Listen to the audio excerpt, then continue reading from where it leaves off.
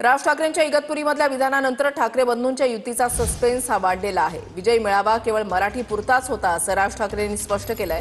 विजय मेळाव्याचा राजकारणाशी संबंध नाही असं विधान सुद्धा इगतपुरीमधल्या अनौपचारिक गप्पांदरम्यान राज ठाकरेंनी केलेलं आहे।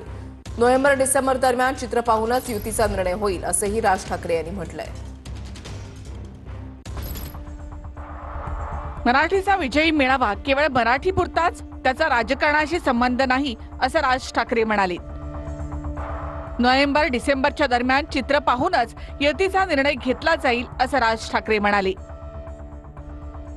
इगतपुरीमधील अनौपचारिक गप्पांमध्ये राज ठाकरे यांनी युती संदर्भात वक्तव्य केलंय। त्याआधी कोणीही युती संदर्भामध्ये बोलू नये असे आदेश राज ठाकरे यांनी काढले होते। त्यामुळे ठाकरेंच्या शिवसेनेकडून युतीबाबत टाळी दिलेली असताना मनसेकडून मात्र ही सावध भूमिका पाहायला मिळते। राज ठाकरे यांच्या वक्तव्यानंतर ठाकरे बंधूंच्या युतीचा सस्पेन्स वाढवण्यात आलाय। शिबिराच्या निमित्तानं राज ठाकरे 3 दिवसांसाठी इगतपुरीमध्ये आहेत।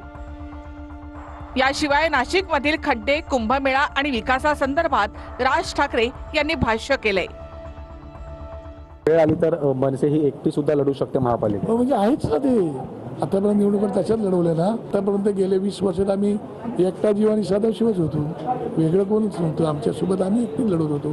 त्यामुळे आमच्या कार्यकर्ते ती जी बांधणी चालू आहे ना, आमचे निरीक्षक, आम्ही सगळी मंडळी जातोय, कार्यकर्त्यांना भेटतोय, काय करावं काय करू नये हे त्यांना सांगतोय, त्यांच्याकडून रिस्पॉन्स येतोय। बाळा नांदगावकर बोलले की आधीही निवडणुका आम्ही एकट्याने लढल्यात, भविष्यात जर गरज पडली तर आम्ही पुन्हा एकदा। मला वाटतं त्यांनी त्यांच्या पक्षाने एक आदेश दिलेला आहे की या विषयावरती कोणत्याही प्रवक्त्यांनी बोलू नये।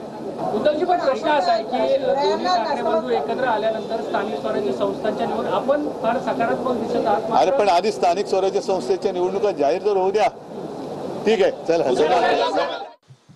एक लक्षात घ्या की या विषयावरती आता चर्चा फार झाली आणि होते की माननीय उद्धव ठाकरे, माननीय राज ठाकरे एकत्र येतील का आणि पुढे काय करतील। मला वाटतं त्याला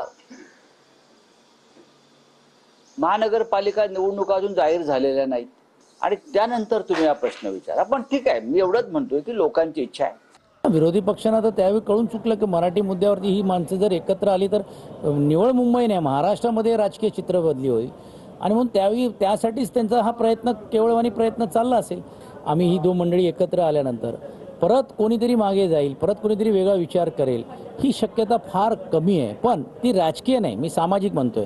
म्हणून सामाजिक दृष्टिकोनातून एक तर गोष्ट स्पष्ट झालं की मराठीचं अहित बघण्याचं काम कोणी केलं तर किमान ही 2 कुटुंबातली लोक एकत्र एका व्यासपीठावरती परत आपल्यासाठी उभं राहायला तयार आहे। हा जो सुखद आनंद आहे हा सामाजिक दृष्टिकोनातून महत्त्वाचा महाराष्ट्राला आहे। त्यावेळेला राजसाहेबांनी सांगितलं की आमची भांडणं ही क्षुल्लक आहेत, आम्ही त्याच्यावरती हे करणार नाही, महाराष्ट्रासाठी मी काही करायला तयार आहे।